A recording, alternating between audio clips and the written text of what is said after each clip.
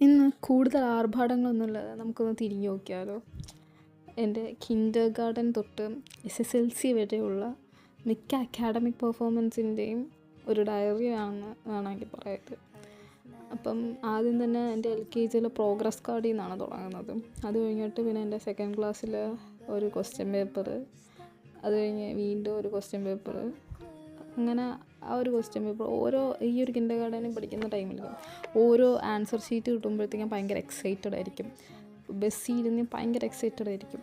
അവിടെ നിന്ന് എനിക്കിപ്പോഴും ഓർമ്മയുണ്ട്, എൻ്റെ ബസ്സിൽ എൻ്റെ സ്റ്റോപ്പ് എത്തുന്നതിന് മുമ്പ് അതിന് മുമ്പുള്ളൊരു സ്റ്റോപ്പിൽ അപ്പോഴേ എഴുന്നേറ്റ് നിൽക്കും. എനിക്ക് അമ്മാതിരി വീട്ടിൽ പോകാനായിട്ട് ഭയങ്കര എക്സൈറ്റഡാണ്. ഓരോ മാർക്ക് ഷീറ്റിൻ്റെ ഓരോ മാർക്ക് പറയാനായിട്ട് ഞാൻ വീടെത്തുന്നതും വരെ ഉമ്മാടത്ത് ഇങ്ങനെ വലിയ സംസാരിച്ചുകൊണ്ടേയിരിക്കും.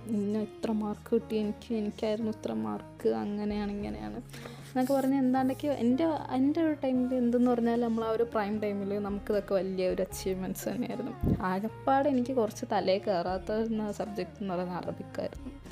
ഇതൊക്കെ എൻ്റെ ഉമ്മ എന്നെ ചെയ്യിപ്പിച്ച വർക്കാട്ടോ, എൻ്റെ ഉമ്മ എഴുതിപ്പിച്ച ഇതൊക്കെ. പിന്നെ ഇതൊക്കെ സ്കൂളിൽ നിന്നുള്ളത് തന്നെയായിരുന്നു. വേറെ ക്വസ്റ്റ്യൻ പേപ്പേഴ്സ് ഇതൊക്കെ എത്രാം ക്ലാസ്സിലാണെന്ന് പോലും എനിക്കറിയത്തില്ല, അതിനകത്ത് കാണുമായിരിക്കും ചിലപ്പം. പിന്നെ നമ്മൾ ഹൈസ്കൂളിലോട്ട് കയറി. ഇത് എൻ്റെ 10ാം ക്ലാസ്സിൽ ഒരു മലയാളത്തിലെ ഫസ്റ്റത്തെ ചാപ്റ്ററായിരുന്നു, ലക്ഷ്മണ സാന്ത്വനം. അതിൻ്റെ ഫോട്ടോസ്റ്റാറ്റ് കോപ്പി ആയിരുന്നത്.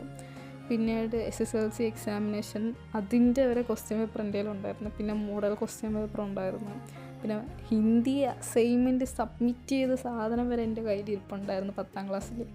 പിന്നെ വേറെ കുറേ ക്വസ്റ്റ്യൻ പേപ്പേഴ്സ് ഉണ്ടായിരുന്നു. ഞാൻ പ്രിപ്പയർ ചെയ്ത കുറേ ക്വസ്റ്റ്യൻ പേപ്പർ ക്ലാസ്സിൽ ഇരുന്നുണ്ടാക്കി അങ്ങനെ കുറേ ഉണ്ടായിരുന്നു. എല്ലാം ഒന്നും കാണിക്കാൻ പറ്റത്തില്ലായിരുന്നു ഇവിടെ. പിന്നെ ഇത് ആദ്യമായിട്ട് ഞാൻ വരച്ച നെയ്മറായിരുന്നു. പിന്നെ ഇത് ഞാൻ ആദ്യമായിട്ട് നമ്മൾ 7th ക്ലാസ്സിൽ ഓൺലൈൻ ക്ലാസ് എടുക്കുമ്പോഴത്തേക്ക് മിസ് എന്ന പ്രോജക്റ്റായിരുന്നു, അതായിരുന്നു. പിന്നെ ഇത് മിസ്റ്റർ ബീനാട്ട് സ്റ്റെൻസിലായിട്ട് ഇറക്കിയത്. പിന്നെ വേറെ യൂട്യൂബൊക്കെ ആയിട്ടുള്ള കുറേ പടം വര. ഇത് ഞാൻ പിന്നെ മാഗസീൻ കൊടുക്കാനായിട്ട് വെച്ചിരുന്ന ഒരു കഥയായിരുന്നു, പക്ഷേ ഞാനത് കൊടുത്തില്ല. പിന്നെ ഇത് വേറൊരു കവിതയായിരുന്നു, അത് ഞാൻ കൊടുത്തില്ല. പിന്നെ വേറെ ഒരു കവിത ഉണ്ടായിരുന്നു, അത് ഞാൻ കൊടുത്തില്ല എവിടെയും.